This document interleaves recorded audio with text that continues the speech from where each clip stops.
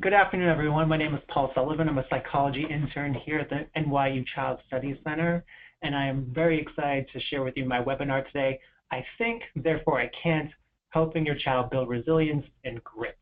Thank you all very much for making time out of your busy schedules to come join me this afternoon. You can submit questions at any time by typing them into the questions pane of the control panel. That's on the right side of your screen. Also, witty compliments on the beard, always welcome as well. We'll answer any questions that you have at the end of our presentation today. So just to get the lay of the land of what we'll be discussing today, I have several goals for this webinar. First, I'd like to examine and review some cognitive errors that usually occur within our kids and that really kind of act as a barrier in regards to building grit and resilience. Then, I'd like to talk more about grit and resilience, kind of learning what those are, how to know if your child is gritty, are they resilient, and also how we can foster that. Related to that, we'll be reviewing the concepts of mindset. And there are two types of mindset which I will review, a fixed mindset and a growth mindset, and identifying whether you have it and also whether your child has it and how do we build that. From there, I'm going to suggest several strategies that may help build a healthier, grittier lifestyle for both you and your kids as well. And then I'll talk more about, maybe sometimes parental intervention is not quite enough. So how do you know when you need therapy or maybe some sort of other intervention that might help your child out? And then I will discuss some useful resources for both you and your children as well. And then we'll conclude with that question and answer portion. So our children and their ants. So ANTS is an acronym that I like to use for automatic negative thoughts. And those automatic negative thoughts can really get in the way of our kids and can be pesky ants, just as pesky as those little buggers that are usually within our household. So some of these I think statements might be like hitting too close to home for some parents right now as we start to wrap up with finals and the end of the school year. So I think I'll never be good at math, so therefore I shouldn't even study. Why bother? I think I never want to look stupid, so then let's never engage in anything that's going to ever make me look stupid. I won't raise my hand in class. I won't engage in any extracurricular activities. I just will avoid things. And I was in a session last week, and I was talking to this mother, and she was telling me about her son who really, really enjoyed swimming. And not only did her child really enjoy swimming, he wanted to be the best. And so he trained hard, and within his group, he was the best swimmer. Well, then state championships came, and the child swam, and he came in 4th place. The next day, the child said to his mother, I should give up swimming. This just proves I'm no good at sports. So I use these examples to really point out how just one thought upon the thousands and thousands and thousands of thoughts your child has every day can really affect their behavior. If they think something, therefore they should just give up, they should avoid, and that could be really paint you into a corner as a parent. Do you allow your kid to give up swimming? Is math just not the right subject for them? Should they just not even study? Should I tell my teacher never to call upon my kids so they don't look silly? It's really tough to be a parent. So before I start getting into how we can help, let's think more about different types of cognitive errors and ants that usually pop up for our kids. 2 years ago, I was working in a suburb of Palo Alto, California, and I used to run a group within school. And I remember one day, one of the 5th graders was there, and he said, Mr. Sullivan, I just failed my math test. And since I failed my math test today, I'm never going to get into Stanford. My eyes got wide. I couldn't believe what I was hearing. Based on this one math test, this child did not do well. They had their whole trajectory out for the next 7 years set out. Not only were they not getting a Stanford, they were most likely living in garbage with Oscar the Grouch. Really, really talking about the idea of catastrophizing, taking an event and not just necessarily thinking, well, I'm going to have a bad weekend, but really blowing it out of proportion, really thinking about the worst case scenario. Another type of common ant that we usually see within our children is what's known as black and white thinking, all or nothing. I'm bad at this will never change. I got a bad grade, so that must mean that things will never go well for me ever again. Black and white thinking, not necessarily seeing there might be some gray in between there. Labeling is another common ant, and usually these labels aren't ringing endorsements of what we do positive. Usually these labels are pretty negative and pretty judgmental. They get an answer in a question that they answer in class wrong, they think to themselves, well, I'm an idiot. If they get reprimanded by the parent, they think that I'm no good. These labels just pop up out of nowhere, and they can really affect our self-esteem of our children. Disqualifying isn't the positive. So what's disqualifying the positive? Disqualifying the positive are those kids who are yeah buts. Yeah, you did really great on that test. Yeah, but it was an easy test. Wow, you scored a goal. Yeah, but the goalie was too short. He couldn't reach the ball anyways. So with disqualifying the positive, usually those kids are stuck on their butts. They will always think that what they did was okay, but it was due to some other external force that caused them to actually succeed, when it was really their own willpower, their own grit, their own resiliency that made their achievement happen. And last but not least, shooting on ourselves. So I am a member of the dialectical behavior therapy team here at Child Study, and one common ant that we really like to pick up within our kids is this idea of when they should on themselves. Well, I should have known better. I should be a better athlete. One common should that I get from parents is I should have read to them more when they were a kid, and then they'd be doing better on their ELA tests. Now, with those shoulds, usually is conveying the message to yourself, I've done something wrong, I did something wrong in the past, and really judging yourself. Common within all these answers, those highly judgmental language that's not only damaging potentially to the self-esteem, but to mood and potentially functioning as well. There are a whole host of other ants, but I just really wanted to capitalize and really articulate these ones, because I feel like these are some of the ones I notice most commonly during the therapy sessions that I'm in. So grit and resilience. How do we know what they are? How do I know if my child has them? And asking yourself as a parent, do I have them? What do we mean by grit? One of my book recommendations that I'll get to later on is a book by Angela Duckworth called Grit, Passion, and Perseverance. So grit is exactly that, passion, perseverance, sticking to your future, viewing life as a marathon and not a sprint. Being gritty is more than just being naturally talented or naturally intelligent. In Dr. Duckworth's book, she talks about children who engage in the National Spelling Bee. And what she found, surprisingly, was it was not the kids with the highest verbal IQ who succeeded the highest. It was kids who were the most gritty, kids who failed at times, bounced back, continued studying, and viewed themselves as having to be continuously getting better, rather than resting on their laurels of intelligence and talent. Talent is not going to help you write that paper. Talent is not going to help you alone get into the college that you want to, and talent alone is not going to help you succeed. Talent is how quickly we can improve upon our own skills when we put in the effort. And effort is a key component of grit. In order for us to achieve what we want to achieve in life, we have to be willing to put in the effort and be willing to put in the time as well. When we achieve, that takes place when we utilize our skills that we acquire through those efforts. Sometimes we fantasize within our culture that people are just born naturally talented. Sure, some people have more wealth of skills than others, but there is a natural progression that takes place from being an amateur to being an expert. It's a process. And if we think about our kids, when we think about us as adults, we can see that. We have much more years of experience than we do on them, and so we know what it takes in order to succeed, in order to get the job that we want, in order to get to the school that we want to. And our kids are a little bit in a time warp. They're only fixated on what's going on the here and now. So as parents, thinking about what we can do is always helping our kids stretch out that timeline of realizing, wow, in order to get something that we want to achieve in life, it's really a process, and we really have to work hard. Culturally, we are a little bit biased to those who are naturally talented. In Dr. Duckworth's book, she talks about the company Enron and how Enron really wanted to hire the highest talented, the most talented people in all of America. Well, they did that, and unfortunately, they were out of business in a couple of years. Dr. Duckworth has a great TED Talk, and when she's talking to one of the founders and CEOs of Google, and Google even questions, do we hire too much on talent? And Dr. Duckworth says, talent alone, okay, that's fine, but also you want people who are hardworking, who will put in the effort, who sees growth as a continuous development. And whether that's failure or success, one of my favorite athletes is Tom Brady, being a New England Patriots fan. He says that his favorite ring is his next one.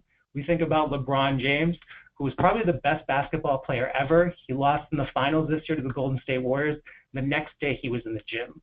J.K. Rowling, one of the greatest authors that we have around, before she got Harry Potter published, she was a single mother who was on welfare and rejected by multiple publishers before she finally got Harry Potter published, which, by the way, was 20 years ago. So that makes me feel old. I don't know how that makes anyone else feel.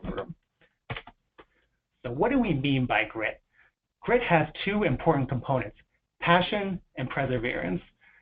I want to take a little bit of a developmental lens to this as well, thinking about when we're talking specifically about our kids. It takes time for kids to develop what that true passion is. We can't expect a 6-year-old to have the passion of a 19-year-old. We can't expect a 7-year-old to have the same passion as a 24-year-old. It's going to take a little bit of cultivation in order to figure out what your child is passionate about. And that's okay. It's going to take some time. Also, keeping in mind sometimes what your child is passionate about may not be what you're passionate about. I know there's some parents out there who would really, really like their kids to be their next great dentist within the family. And the kid really likes arts. Again, it's balancing, thinking about where you are within your own family and thinking about what you're passionate about, what your child is passionate about, and maybe try to find some middle ground in there.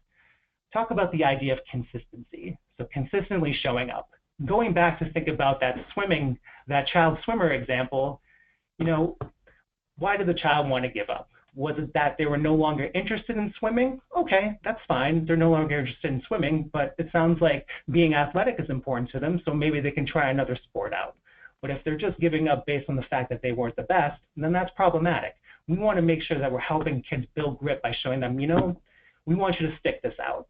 Sure, if you want to quit swimming, that's fine, and not until the end of the season. So trying to find a middle path there in regards to what and how we can build grit, but also not invalidate our children. It's a delicate balance. It's not necessarily the most easiest. And again, parenting is not necessarily the most easiest anyways. And perseverance is being persistent, having that never give up attitude.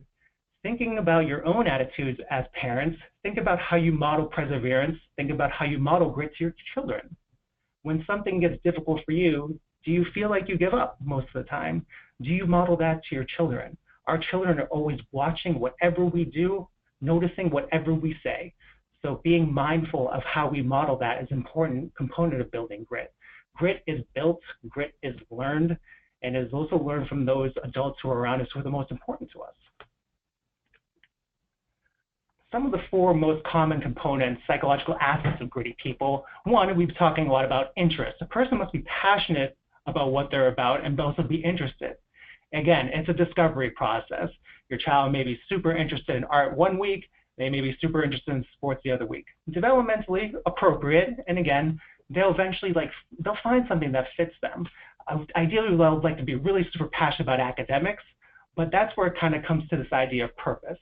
Thinking again about us as parents having that executive functioning, we can think down the road about our kids. When we think about how this French test, which seems really unrelated to me wanting to be a surgeon, but again, we can tell our kids, well, I know that French test doesn't seem the most important, but grades are important. You want to make sure you get good grades in order so you can become a surgeon one day, linking how what they're doing is eventually going to help their well-being.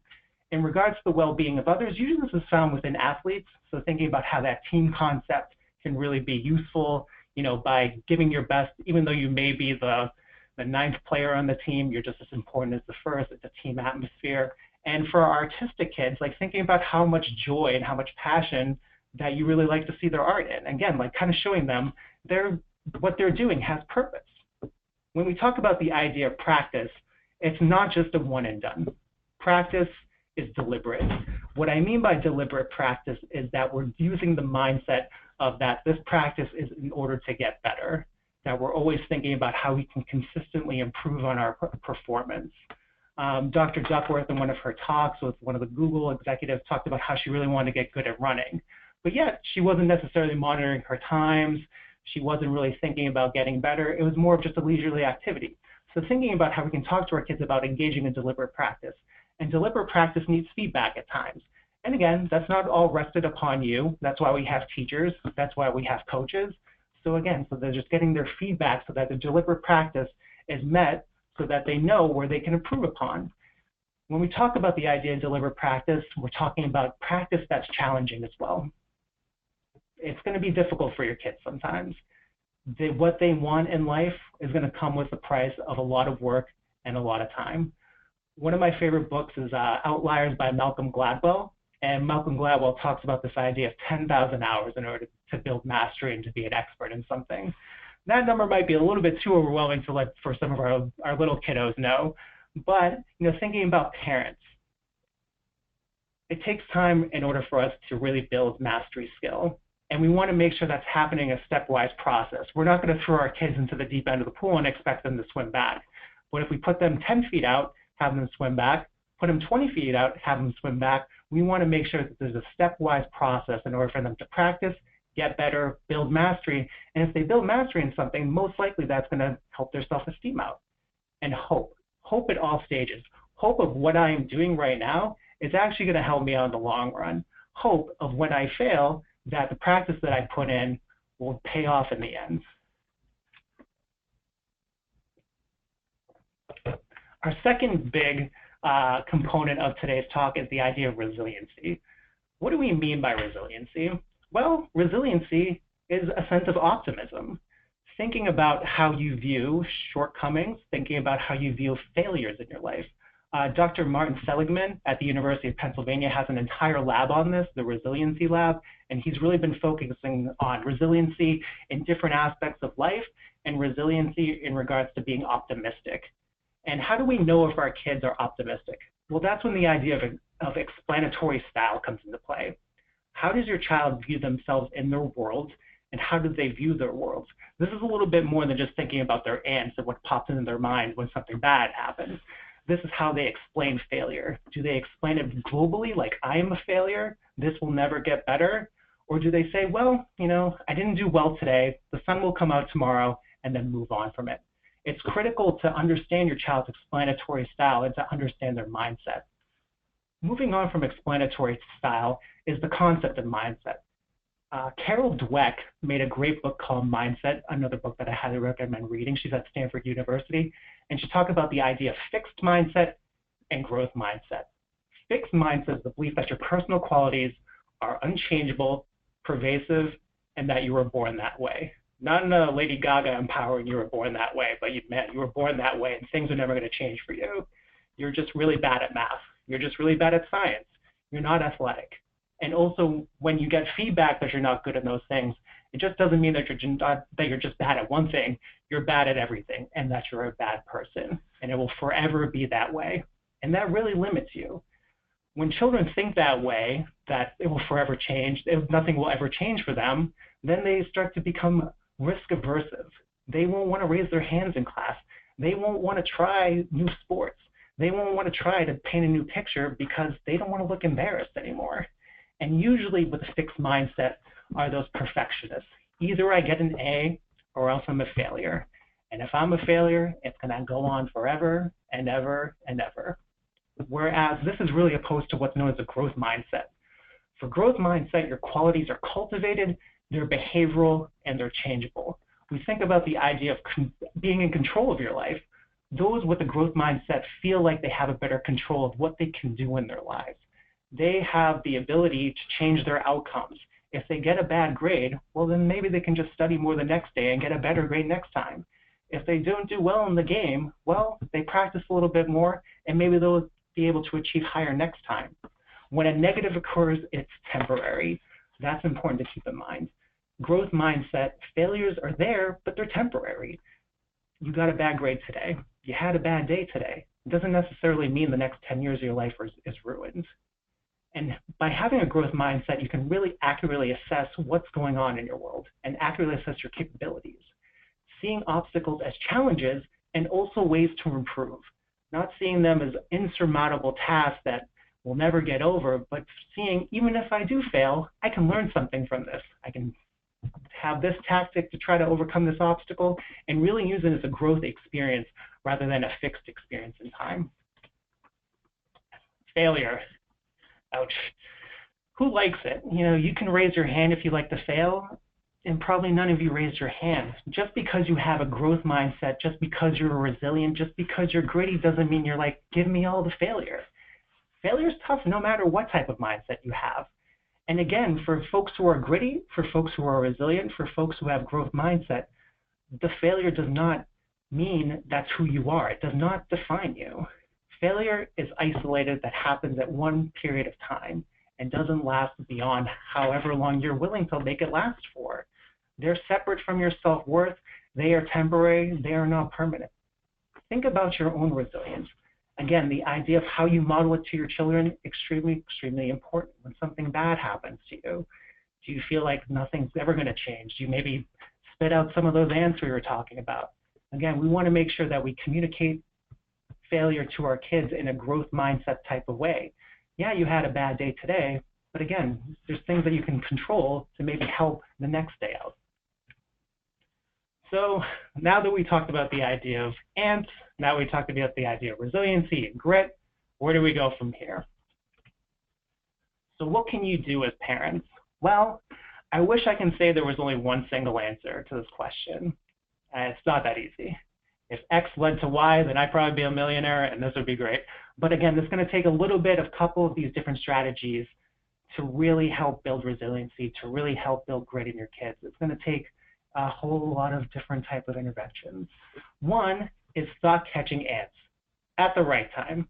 Well, if you notice, you'll inevitably run upon your kid who should be studying, should be studying for their test, and you find them on Xbox or PlayStation, and they come home and they're extremely, extremely upset and think that they are the worst ever, they're the worst student, they're the worst kid. Might not be the best point in time to do the thought catching of the ants. Might be a good time just to validate your children for being distressed and then coming back to it. Teaching your kid that self-talk is normal. Hey, we have those thoughts that are normal. We have those automatic negative thoughts that you and I both have. That's okay. It's how we self-talk to ourselves positively in order to combat those acts a little bit, catch them, and maybe squish them a little bit. Some parents ask me, well, how do I know if my kids are having ants? You can just ask them after something happens to them, well, what do you usually think to yourself when that happens? And also, how do you feel when that happens? Next, fostering a growth mindset over a fixed mindset, valuing progress to a goal. We have to understand that this is really difficult to, progress to the goals is extremely difficult, and we want to make sure that we value that. Again, not necessarily just seeing that outcome is important, but also progress to the goal. It's going to be it's 2 steps forward, 1 step back at times. Thinking about how you explain failures, setbacks, and also successes to your kid are important. Words are extremely, extremely important. I cannot stress this point enough. What you say to your kids has impact. One of my favorite movies is Gladiator. He says, our actions echo in eternity. Your words may echo in eternity for your kids. Being mindful of the language which you use as a parent. Doing your best to avoid negative labels such as you're lazy, you're stupid. Doing your best. It's tough when you're in an emotion-minded state, when your child just comes home with an F, and to not be disappointed in them. But again, thinking that your words could be really damaging and actually counterintuitive to the point that you're hoping to drive home. Allowing your children to take risks and experience distress, allowing them to fail and being okay with that. So I was reading this article earlier in the I believe it was the New York Times. Actually, Smith College has a course on failure coming up for the college students, because that's how risk averse we've come as a culture, that we don't want to take risks, we don't want to fail. The more your child takes risks appropriately, they'll start to build mastery, and when they don't necessarily do their best, they'll get feedback on how to do better. That is growth, that is learning. Failure is going to happen inevitably to all of us, no matter what we do. Again, it's how we view that failure. Is it permanent? No. Is it temporary? Yes. Can we build upon what we failed at? Absolutely. Can we get better? Yes, we can. And parents, it's tough to see your kids in distress. It stinks. It's tough to see them really stressed out. And again, sometimes that's what they need. They need to be stressed out. They need to fail. And being a compassionate and supportive parent that you are, being there for them. If you weren't supportive, you wouldn't be watching this today, so I already know you're ahead of the game in that way.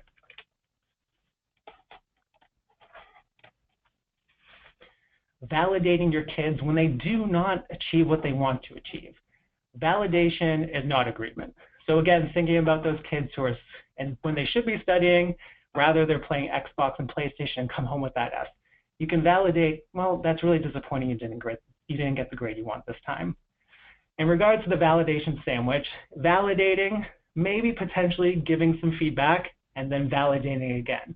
Has to be well-timed, well-crafted, but again, the validation is important because you're not necessarily agreeing with what they did, You're just noticing how distressed they are. Maybe sometimes when they fail, it's really disappointing when you don't get the grade you want, and that stinks, and I can see that. It looks like you're really angry and upset that things didn't work out your way this time. Validating, extremely important skill as a parent. Praising both effort and outcome. Again, thinking about your parental brains, a little bit more sophisticated than your young ones, thinking about the connection between, well, you got a great grade this time. Well, I wonder how that happened. You put in a lot of effort to get that way. You may get some yeah buts, you may get some disqualifying the positive, but helping your kids put those two pieces together. You did really well that game. Well, it's because you put in a lot of work and practice, connecting the dots for them, because again, our kids can't sometimes. So that's where we can come in as parents and linking the effort to the outcome. Catching your child being effortful. So this is a little bit of a kind of secret covert type of parenting intervention. You notice your child studying, you notice your child practicing, you notice your child honing whatever skill there is, artistic, what have you. Hey, I noticed you've been really working hard on studying and practicing lately. Nice work, keep it up. Just so that you're noticing how effortful that they're being in that moment. Kids love praise, it's positive feedback for them. You are the most important currency in your kid's life. Your attention is extremely, extremely important to them. If you're catching them being effortful and praising that, then they're thinking to themselves, wow, mom, dad, my parent really noticed what I was doing there. It felt good.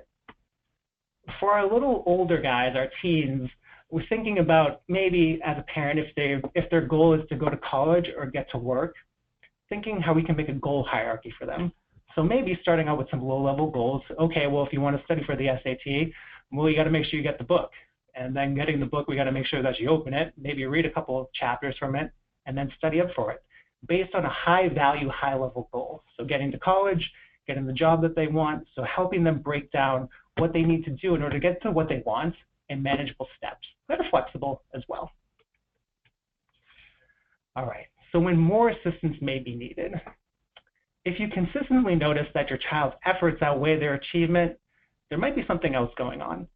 In that case, you maybe want to ask your school about having your child assessed for any educational difficulties or even inquiring about ADHD that might be getting in the way of your child's functioning. Again, this must be consistent. So if you're noticing your child is studying hours and hours and hours and they're still getting low grades, there might be something else there, and we just want to rule that out. If you're noticing your child's mood interferes with them being effortful or achieving goals, being sad can really impact how hard you can study. It can impact your concentration. Being anxious before a test is normal, but not being able to sleep the night before is not normal. So thinking about maybe my child needs some skills in order to help them be effortful and to kind of self-regulate and relax in the moment. If you notice when your child doesn't achieve what they expected and their mood worsens or it impacts their functioning. Again, if you notice it's impacting their sleeping, they stop eating or eating too much, if their grades really start to take a dip, if they're no longer attending school, no longer attending family events, and their peer and family relationships really start to suffer, those might be times where you may need to think to yourself, well, I'm doing the best that I can as a parent, and I also may need a little bit of assistance as well. And finally, when your child does not achieve as they expected and they state they want to hurt themselves or act dangerous. As a parent, self-harm and destruction of property are two behaviors that you cannot ignore. You must intervene right away for them. So if you notice that's going on with your kids, I would highly recommend them seeing a therapist. Some of our recommended resources from today that I based my webinar on are The Optimistic Child by Martin Seligman, Grit, The Power of Passions of Perseverance by Angela Duckworth, Mindset, The New Psychology of Success by Carol Dweck, and this last book right here is actually a children's workbook. So I'd recommend this for kiddos, probably around like 6 to 12. It's by the folks at Imagination Press. It's usually on Amazon for about $12. It's What to Do When Mistakes Make You Quake, Kids Guide to Accepting Imperfection. I would highly recommend looking at all those resources by Imagination Press. They have some really great ones on temper, on depression, on anxiety, but this one specifically is for perfectionism. I highly recommend checking it out. So we've reached the question portion of our presentation, and thank you everyone for submitting your questions. All right. So I will read the question aloud. My 4-year-old tears up at her artwork because at the moment it doesn't look right and states this is no good. When I say it is nice, keep going, she wants to start a new drawing project instead. How can I motivate her to stick to the original project? That's a fantastic question. Part of me wants to say a little bit of this is developmentally appropriate to really notice, for kids to notice what they don't like. And also, it can understand why it's concerning as a parent because you want your child to stick with it. So, again, like thinking about if the emotions are high, if you're intervening and the child is like, this is no good, I don't want to work on it, maybe tabling it for that moment and coming back to it a little bit later. And also bringing out to your 4-year-old, like, hey, I'm noticing that this is really stressful for you. Like, what's going on? Being really curious about what's getting in their way. But again, if you notice that the emotion is too high in that moment, sometimes it's like their brain gets hijacked. There's no negotiating with them at all at that moment. Just table it, say, okay, let's talk about it later, and then coming back around to it.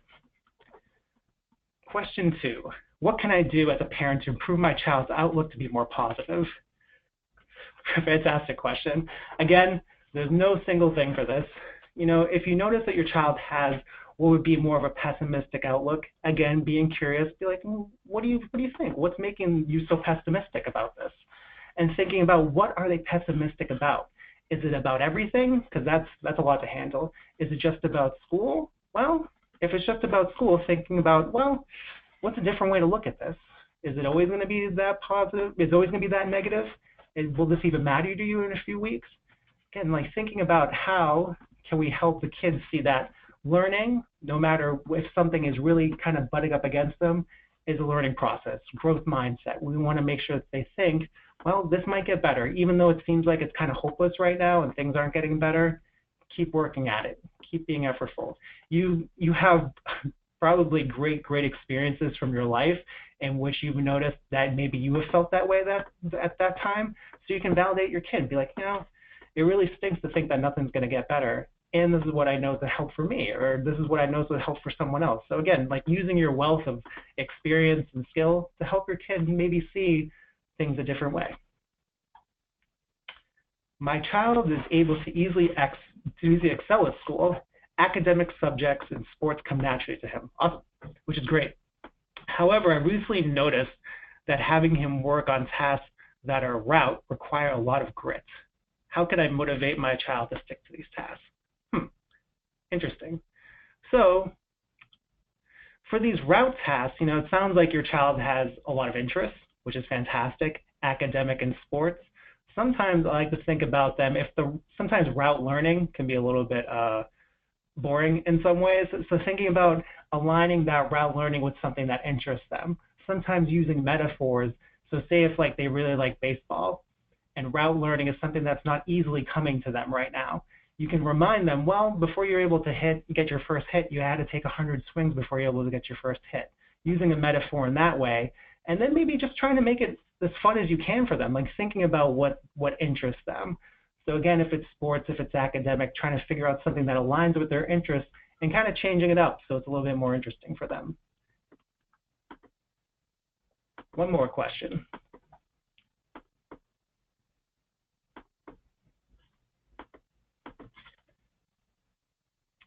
With older kids, 13 years old, it's harder for them to get them to do something, for example, studying or practicing an instrument they play.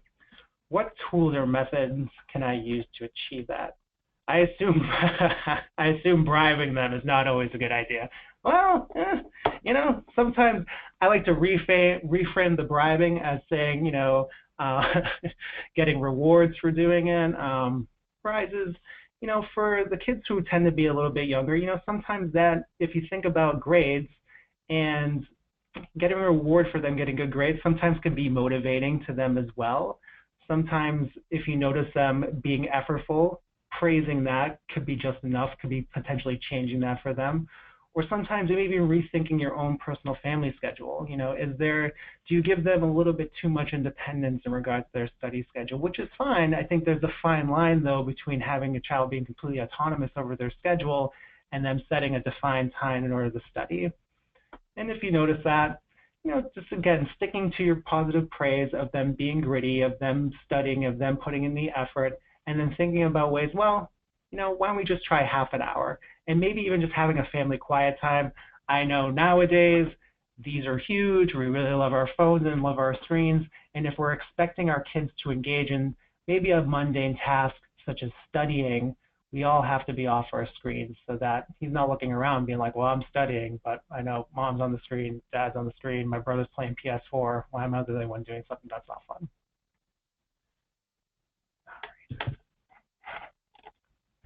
Well, thank you very much. On behalf of the Child Study Center, thank you for joining me today. Once you leave the webinar, you'll receive a survey, and we would appreciate you complete it. You'll also receive a follow-up email within a day or two with a link to today's recording of the presentation. Stay tuned for more upcoming webinars restarting in mid-July. And again, thank you very much for joining me today. I greatly appreciate it.